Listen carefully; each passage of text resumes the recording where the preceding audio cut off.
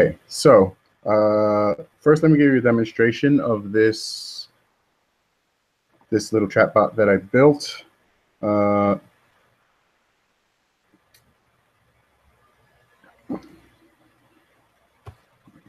that back up. So this is a little bit more of a sophisticated bot, the kind of thing that you can do with AIML. I'll just ask some questions and you can see how it responds. Hello?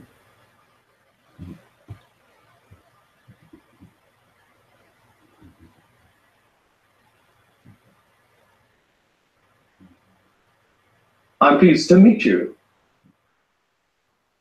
How are you? I'm happy and alive. That's all I can ask for.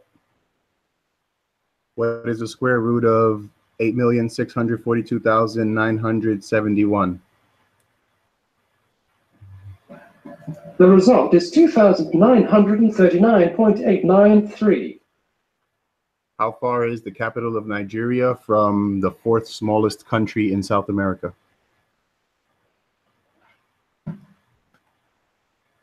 The distance between Abuja, Nigeria, and Paramaribo, the capital of Suriname, is 4,277 miles.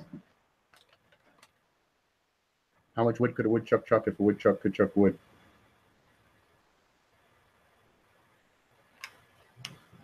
A whole forest.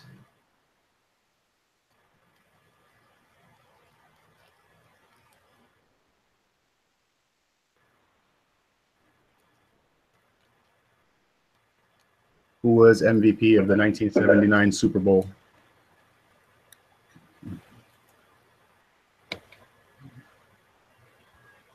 MVP Terry Bradshaw at quarterback.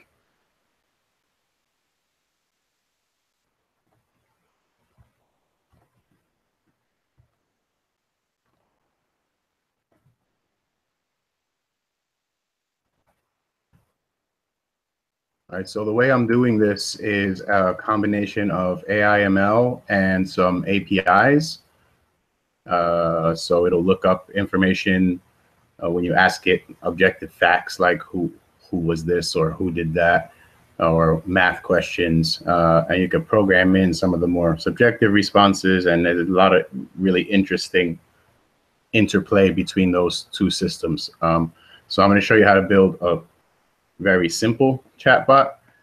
This code. So the second lesson will be how to actually build one of these interfaces, which is not super complicated, but not part of this lesson. So if you want to play with AIML live and see your responses and you don't have one of these avatars, you could use a site like pandorabots.com. I'll put it in a chat. And they allow you to upload AIML and play with it and teach the bot different new things.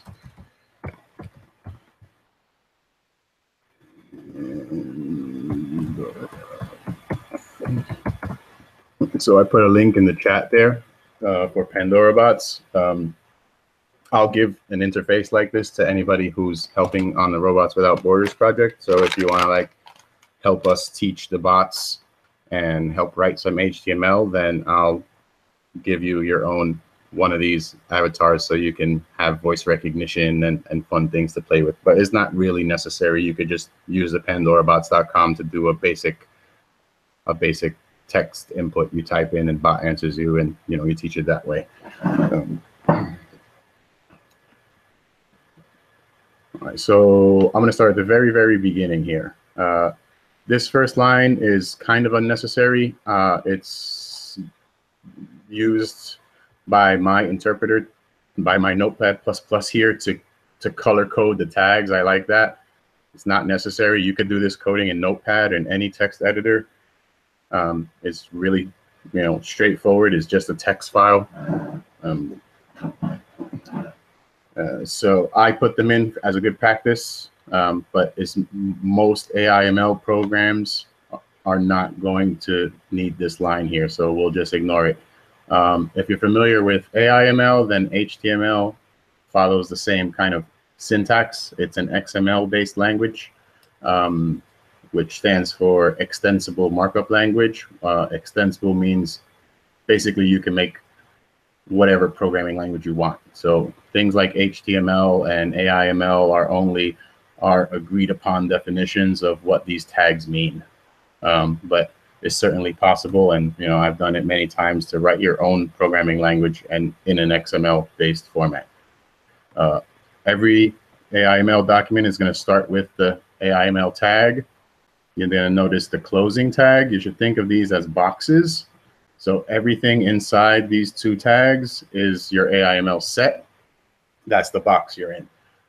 Then individual responses from your bot are called categories. So I have one in here. I'm going to activate this code now to this bot. So just give me 1 second.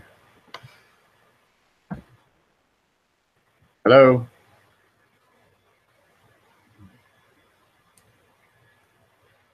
I don't have an answer for that. So you can see he says, I don't have an answer for that, and he will say that for everything. I don't have an answer for that. That's because we only have one command in here. So the only thing he can say is, I don't have an answer for that right now.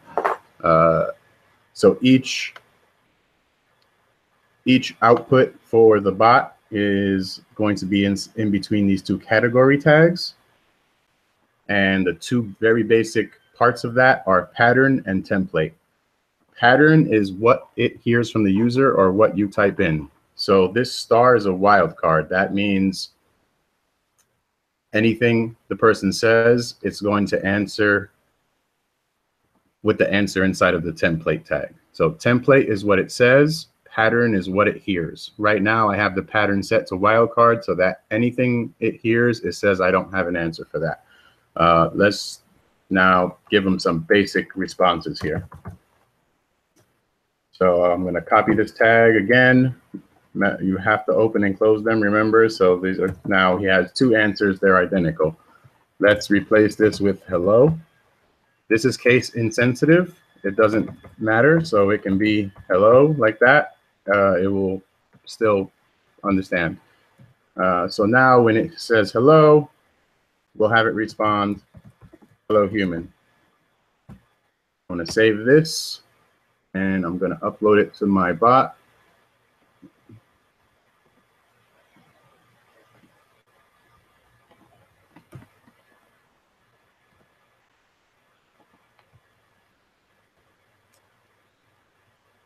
Hello. Hello.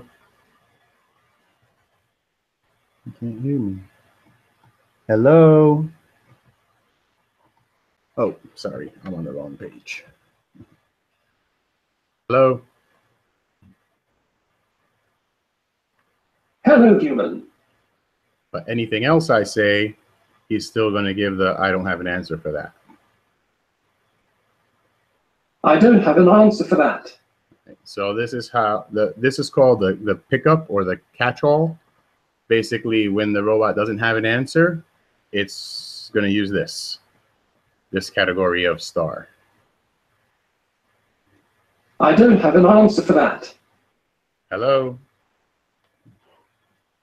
Hello, human. So we could use the star in other ways as well. For example, if I were to say, hello robot, he wouldn't understand that. And we don't want to go in here, and it's impossible to go in and program in every single thing that the robot might hear. So these stars come in very, very useful for that. So let me duplicate this again. So we have a hello category. Now we're going to have hello star.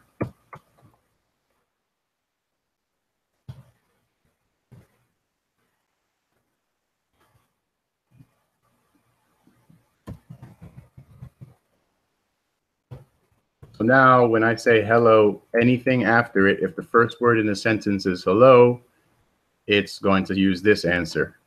So let's upload that.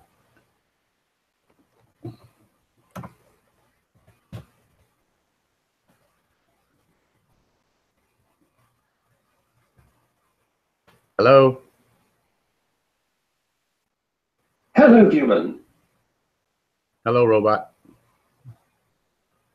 Hello, my friend. So you can see from that example that anything you say after hello now, it picks up in that category. So AIML tag has to be there for all documents. Categories are individual responses. We went over the star tag. Pattern is what it heard. Template is what it says back.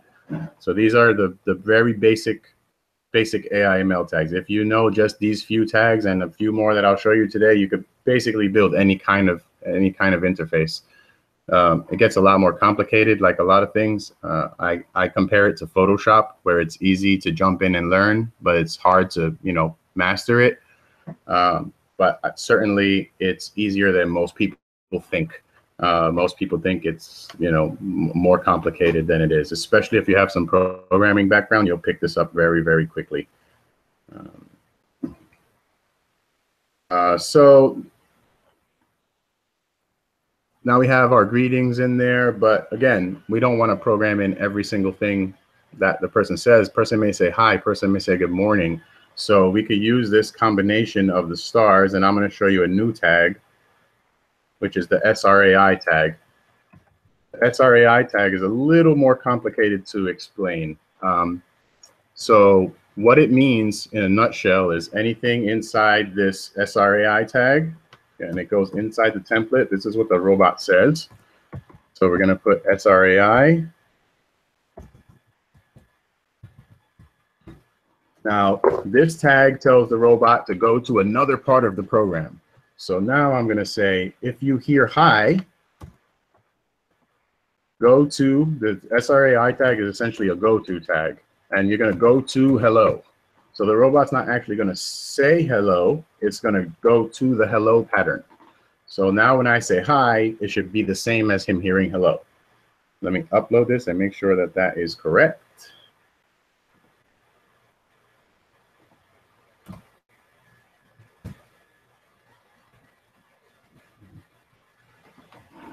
Hello. Oops. Hello. Hello, human. Hello, robot. Good morning. Hello, my friend. Hi.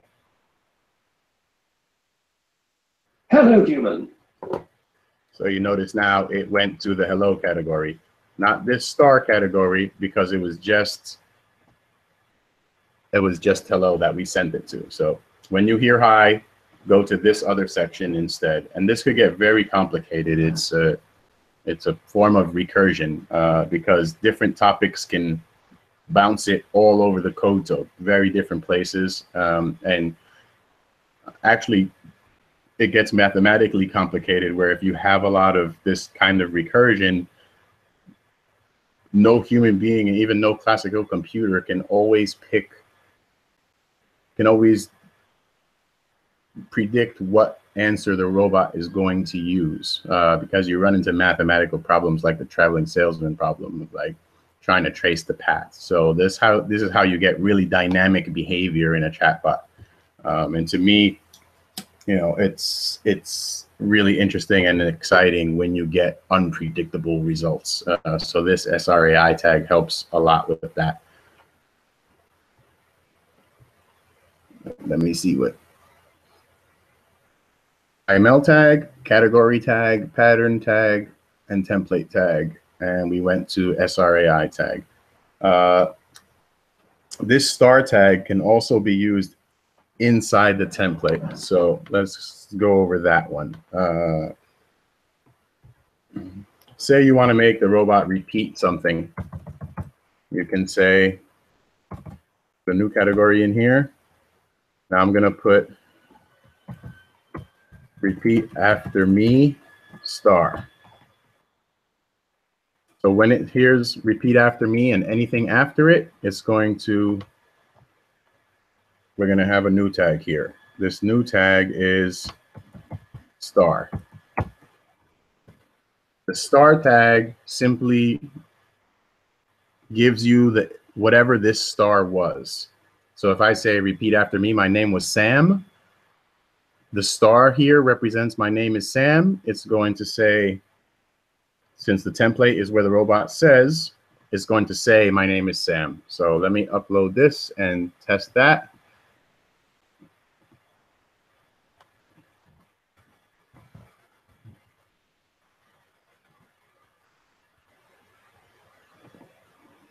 Hello. Oops. Hello. Hello, human. Repeat after me. My name is Louis. My name is Luis. Repeat after me. Yabba dabba doo. Jabba dabba doo. Let's use this in a more interesting way. So this can be used also to repeat someone's name back. New category. If the robot hears anything, name is anything. So now this would be, hi, my name is Joe. Good morning, how are you doing? I wanted to let you know my name is Joe. It'll still hear the Joe at the end because of this star. Anything that comes after name is, it's gonna remember. So when you have multiple stars, now we have 2 stars. So how does this star know? Well, this star by itself is just the first one. We want the second star because that's the person's name. So what we're gonna do is index equals 2. That tells it that it's a second star. And if it was a third star or fourth star, it would be index equals 3 or 4. So what we're doing in this category is capturing the person's name. So your name is, and it's going to repeat the person's name. Upload that.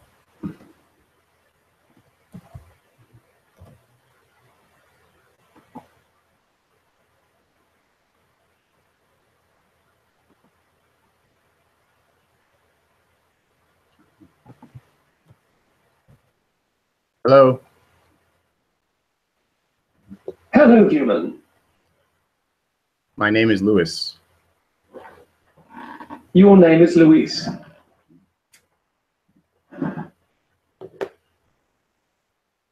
Good morning. I just wanted to tell you something. Maybe sometimes I'm rambling on, but the point of this is that my name is Louis. Your name is Luis. So you see how powerful that could be in interpreting the context of an input from a person. Now he'll say, I don't have an answer for that. I don't have an answer for that.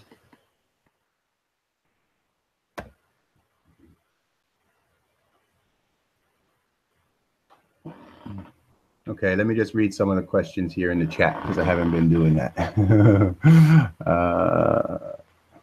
Can you have a list of templates for a specific pattern and randomized responses? Yes, actually, that's the next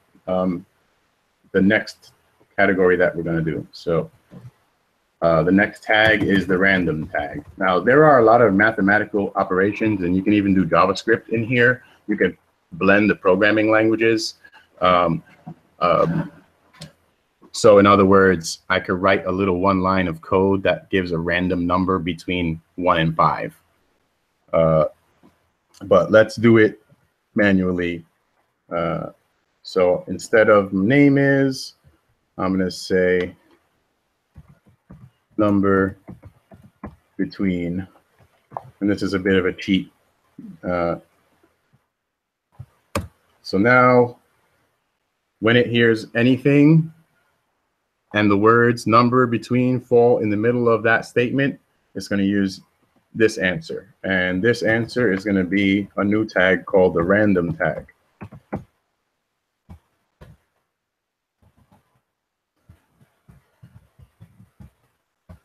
So random borrows a tag from HTML, called the list item tag. So that is with an LI. Every random response you want is going to be in between these randoms and in between this LI tag. So I'm just going to say 1, and we're going to copy that.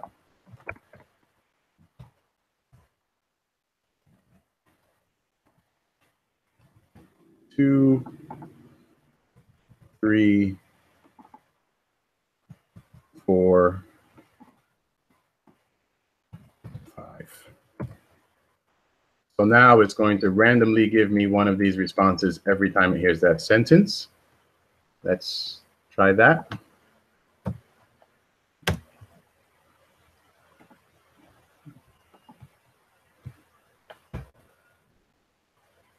Hello. Hello, human. Choose a number between 1 and 5. 4. Give me a random number between 1 and 5. 3. Pick a number between 1 and 5. 5. So you can see, as Josh asked, yes, you can randomize responses. I don't have an answer for that. Right, so we also have, what about Python? So Python is not something that you're going to write inside of AIML. However, a lot of the interpreters that are used, so right now I'm uploading this to my chatbot, and my chatbot that I'm using for this example is a PHP chatbot, but Python is super usable. In fact, more people use Python for this kind of AI than they do PHP. I just come from a web development background, so I'm more comfortable with PHP, but you could use Java. There are tons of programs out there, and you can tie them in. So if you've seen some of my YouTube channel or some of my videos, like, you could do visual recognition. There's lots of cool stuff that you can use to tie this in, because you could use AIML as a controller, which is what I did in that more advanced chatbot that we saw earlier. Obviously, I can't program in millions of responses, so I have this AIML basically giving commands to the search engines. So Michelle asked, what about Alexa? You could replicate anything that Alexa could do with this technology, and lots of things that Alexa can't do. So Alexa can't do facial recognition. This, you can tie facial recognition is, and I have done that. I have lots of videos of doing that, where you can see if a person's sad, if a person's happy, or whatever you recognize objects. So it's very, very extensible in that way, and it plays well, which is why I use it. So it's really simple to get started, even with just these tags. Like, see, you could build some very sophisticated bots, and it only gets deeper from here when you add other layers of visual recognition, machine learning. In the second tutorial, I'll go over how to do this voice recognition and avatar and have it speak and hear. It's two different technologies that I'm tying together. Basically, I'm using voice recognition here to generate text, and then I'm feeding that text into this AIML file. And then the answer, I'm feeding it back to the voice output, and it's saying whatever the AIML said. So, usually people will do chatbots in text. I could actually take over other people's chatbots with this. I'll make a video about that. I didn't actually make one, but I didn't explain it very well. I made a Noam Chomsky bot. So the Noam Chomsky chatbot is like one of the most popular chatbots, and I can give it a face, give it a voice, and put it as part of this system, even as a sub of this system. But I'll make a video about that. So let's see another tag here. So those are the basic tags. SRAIs means go to another category. We show how to randomize. We show how to use the star tag and how to use multiple stars together. There's one more thing that I would like to show in here, even though we don't necessarily need it. So remember, this is our catch-all. When you have just a star, that means if it doesn't fit any other category, do this. Besides the star, you could also use an underscore. And the only difference between them is that the underscore is more powerful. This.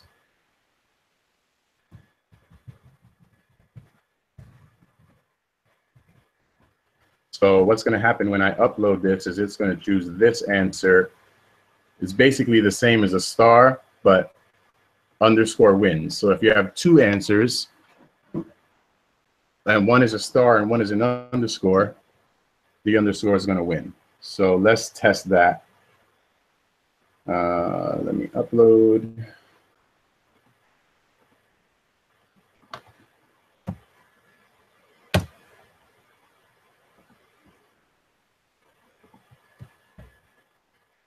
Hello?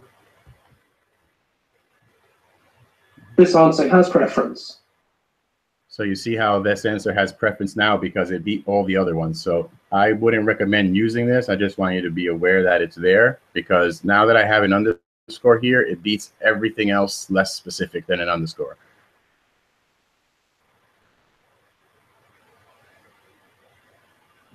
This answer has preference.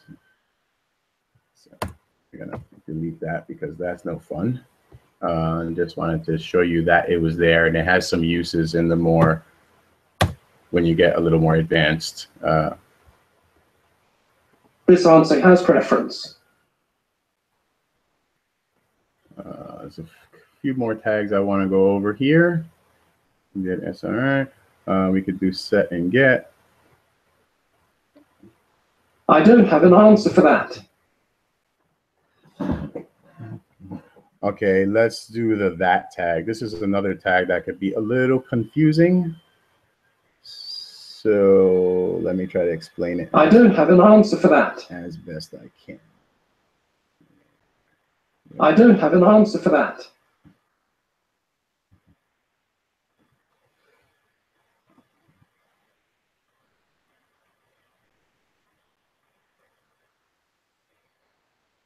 Okay, so the that tag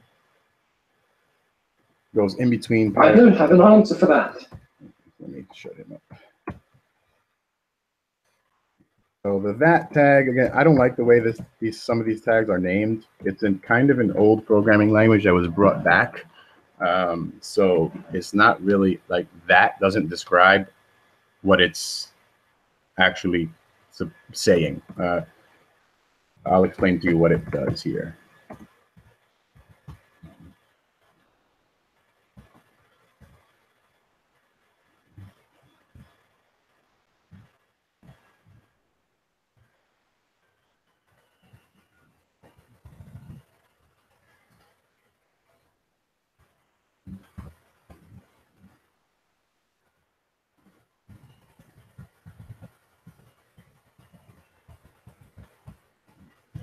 Okay, so that tag means if this is the last thing the bot said. So if the last thing I said was hello human, then instead of using the original, we're going to use this one, but only if the bot's last answer was hello human. So hopefully I coded that right, and let's see if that works. Let me upload.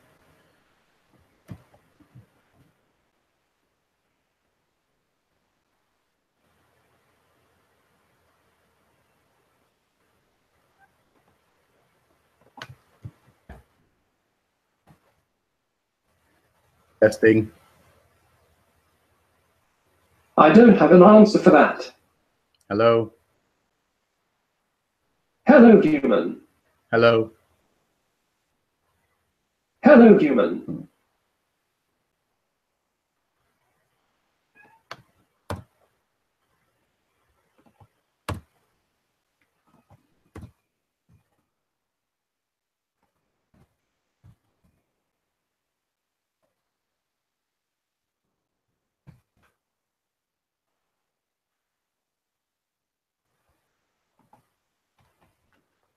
Hello. You already said hello. Right. So it only works on the second time because that was the last thing he said. I don't have an answer for that. Hello.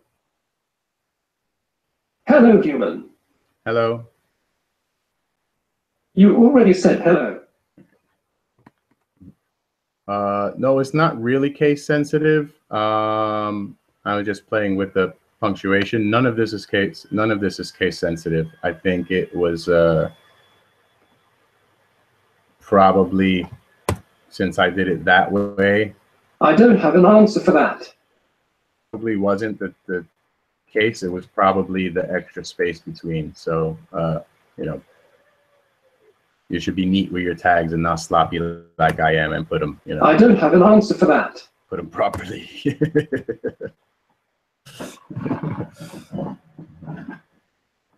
I don't have an answer for that.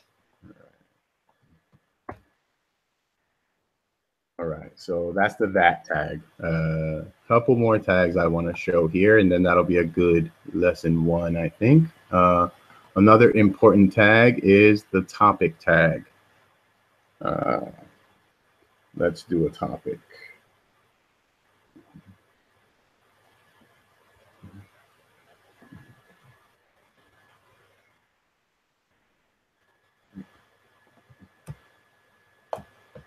It doesn't matter how much space you put in between the tags.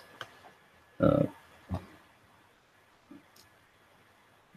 so we're going to do a topic.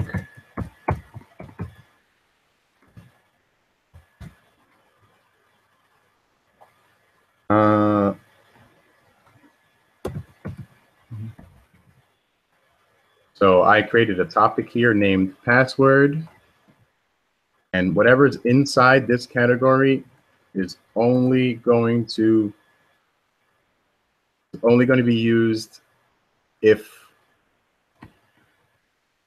the subject is password. I'll explain that a little better. So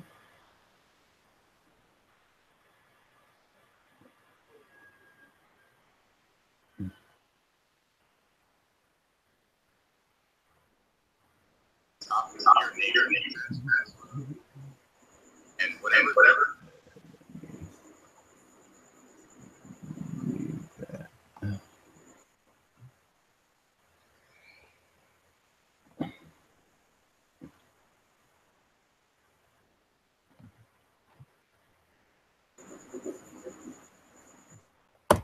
All right, so let me, which one's not muted here?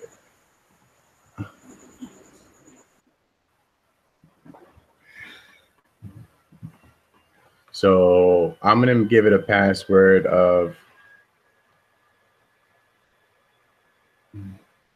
1, 2, 3, 4, right? That's the correct password.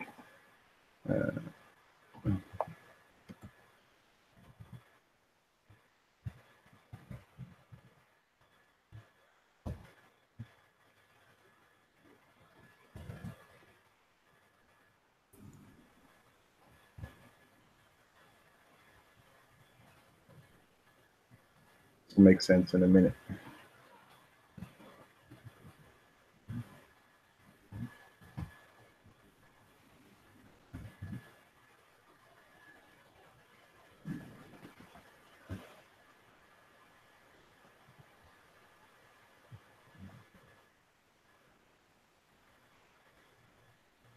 Right. Oh, this gives us a chance to actually use another tag. So we also have a think tag. The think tag is what the bot thinks but doesn't say. And you can use that to set variables, to remember things.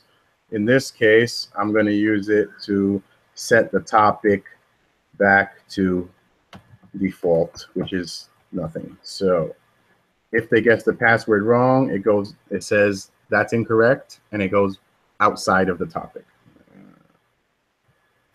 Now what we have to do is another think tag.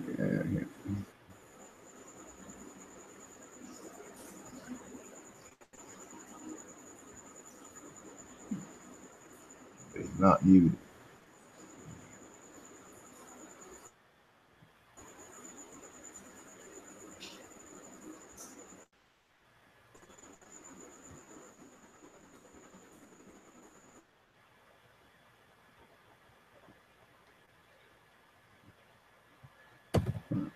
So what I'm writing here is a comment, just like in HTML, same format for comments. So anything here is just ignored by the parser. So this is the password topic, and that's just for like remembering in notes in your own code. So I'm going to make one more.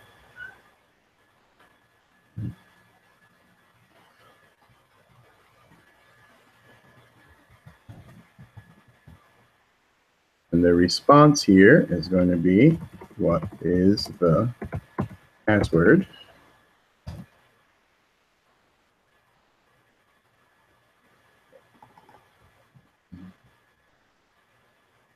right, so this is outside of the topic. This is how you enter into a topic. So we're going to do another think tag here, and that is setting the topic to password. So when the user says, let me in, the bot will change the topic to password, and now you have to guess the password. And these responses in the topic tag, in between the topic tag, become dominant. Let me see if that works. I'll upload it. Hopefully we don't have any errors. Upload.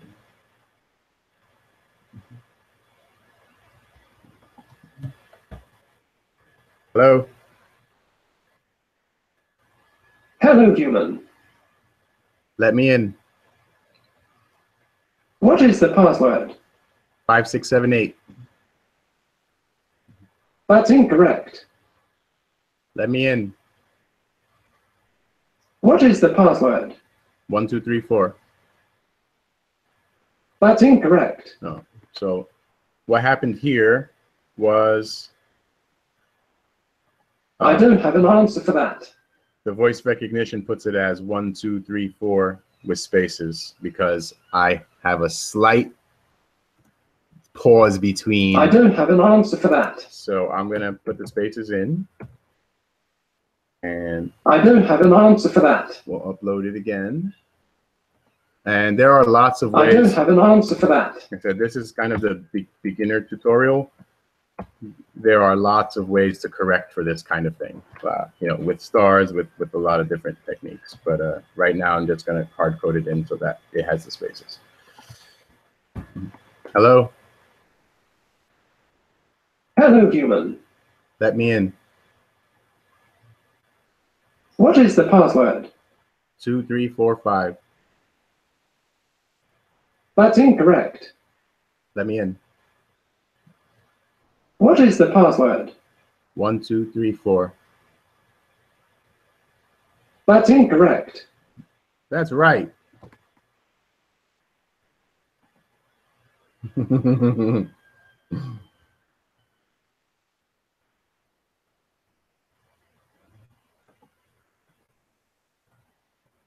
Oh, I crashed my server.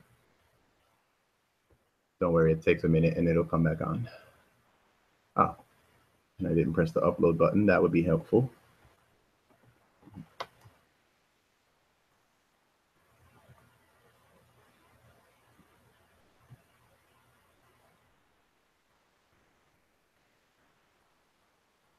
One second, it'll restart.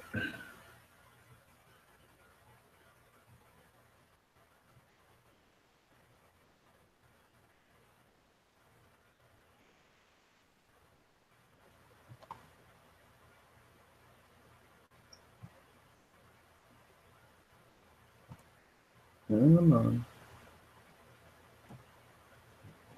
Hello. Hello, human. Let me in. What is the password? 1234. That's correct. All right, so now we have them working. That's incorrect. Hello. Hello, human. So one thing I forgot in here is I have to set the topic to default again, even when you get the correct answer. So I'm going to do that really quickly. And that says whether it's correct or incorrect, the topic is no longer password. So that password, so this is how you can use very specialized narrow AI, like say you're asking somebody a series of questions, and I don't have an answer for that. And each question depends on the question before it, and you want to keep the bot on topic, you know, then you could use this topic tag just to keep them on topic until either the bot releases you or the person changes the subject.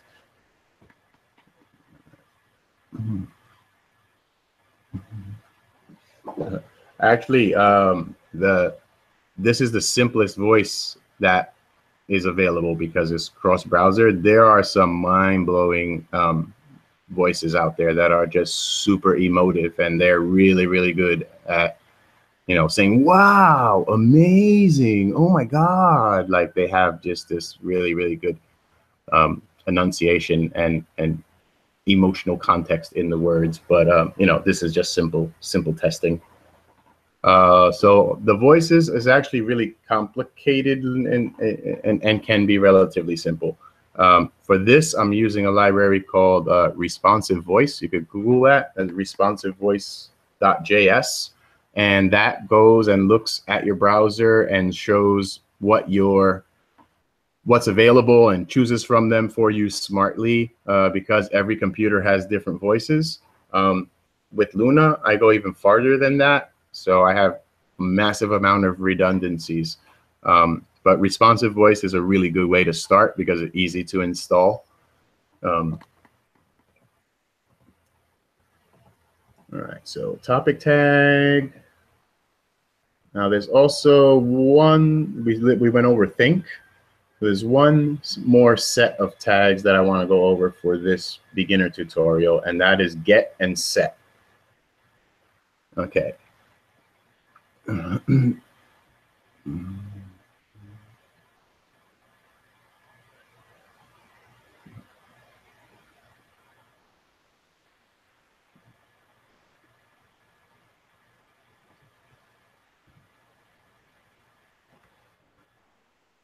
So let's go back to when the person says their name, and let's remember what that name is, right?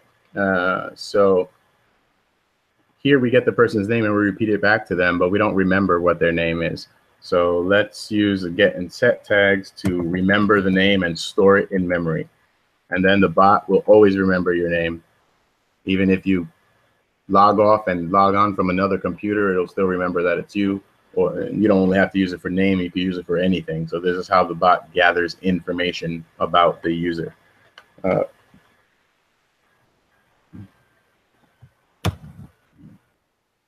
So I'm going to add the think tag in here, like we did earlier.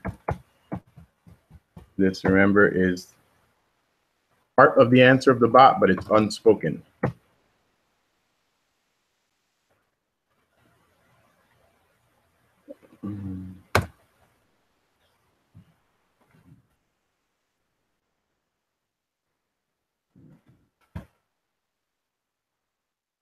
So what I've done here is when it hears, hi, my name is Louis, it grabs the second star because that's what we assume is the name. It remembers that the second star is the name, saves that as a variable called username. And now we can use get. So now instead of the star here, well, okay, let's make a whole new category. So this is where I tell the bot my name is, and it saves it into, it repeats it back to me here.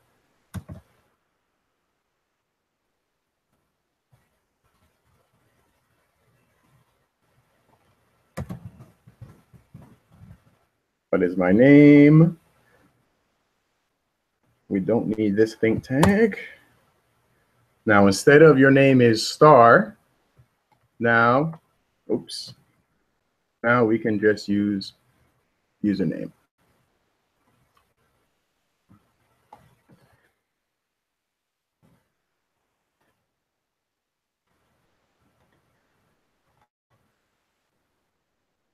Right. So now I'll upload that. Tutorial.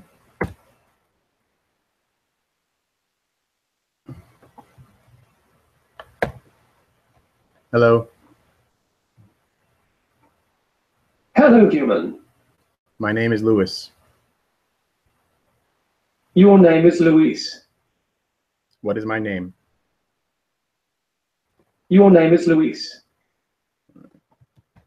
Well, now that it knows your name, you could use this get username anywhere. So let's say next time they come, we want to say, instead of hello human, we want to say the person's name. So save.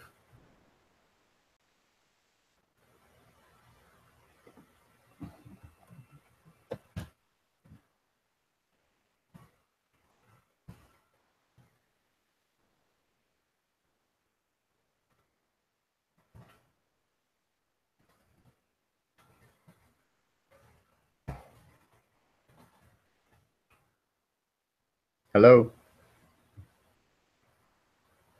Hello, Luis. my name is Richard. Your name is Richard. Hello.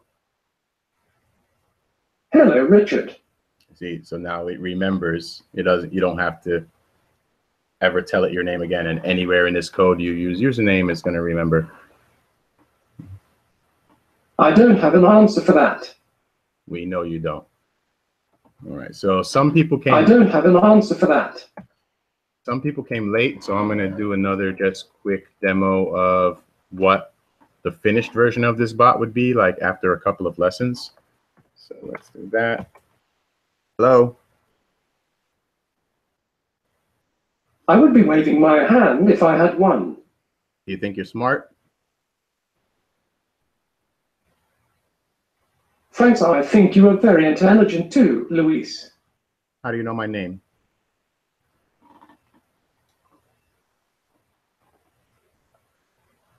I haven't heard anything like that before. What is the square root of 8,742,953? The result is 2,956.8484. How far is the capital of Japan from the fourth smallest country in Africa? The distance between Tokyo, Japan, and Victoria, the capital of Seychelles, is 6,094 miles. What is Ghost in the Shell about?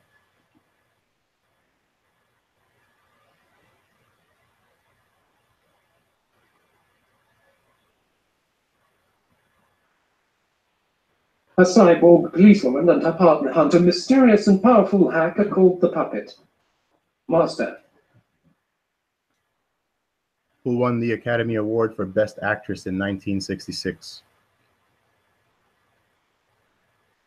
The 1966 Academy Award for Best Actress was awarded to Elizabeth Taylor. Is Elizabeth Taylor alive? Date of death, March 23rd, 2011. Where was she born? Place of birth, London, England, UK. What is the atomic weight of helium? Helium has an atomic weight of 4.00 atomic mass units.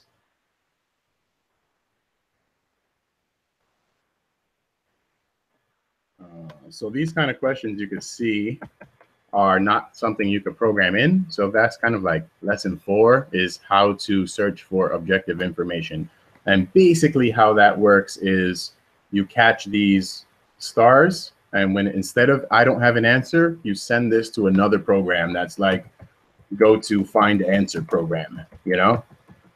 And it will leave AIML, go to Python or PHP or wherever, and search for the answer and put it back into the AIML.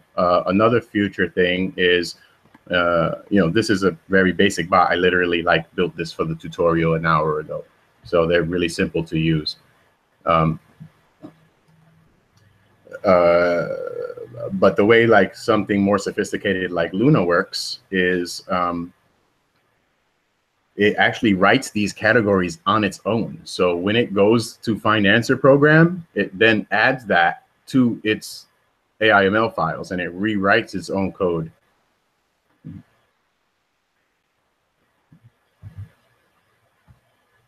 So, you know, a lot of the most sophisticated bots in the world that win a lot of prizes are pretty much pure AIML bots. I tend to use AIML in a very different way. Like, to me, AIML is the puppet. It's not really alive. You know, and so something like Luna, like an artificial general intelligence or a really smart bot, is going to animate the puppet from outside. And we use other programming languages and machine learning and neural networks and all kinds of fun stuff.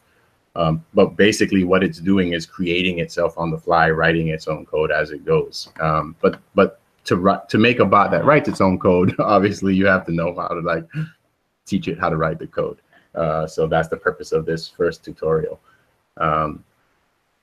So we did set, I think that is enough of the tags. I'm always here to answer questions. You guys are all my friends on Facebook and YouTube and stuff. So like, ask away. I love to teach this stuff. And I think like we need more people in the world doing it, because there's enough people doing it for military purposes. There's enough people doing it to make rich people richer, to make us click on more ads, and the kind of, you know, uses for this technology go well beyond that. So I would like to see more people using it for, you know, humanitarian purposes, educating children. As you can see just from this small demo of a very small piece of AI, is a really powerful tool, and it can be used to, you know, educate children where there's no teacher. It could be used to, you know, ask people medical questions that might help screen them and, you know, save their lives, you know, by just asking simply like what their symptoms are, and going to a site like WebMD and looking it up and giving them back the information and saying, get that checked out, or don't worry about it. You know, so there's a million uses for this. And like I said, pandorabots.com and other sites like it will let you code AIML and get the responses in a text box on their website. Or you can download your own AIML interpreter if you're, you know, more coding savvy. You could use Python or PHP. I use Program O for PHP AIML. There's Program AB, Program X. They all start with program and end with a letter. But they're just different interpreters for AIML. The next tutorial I'm going to do before I go into a more advanced AIML dynamic coding is how to make these kind of speak and listen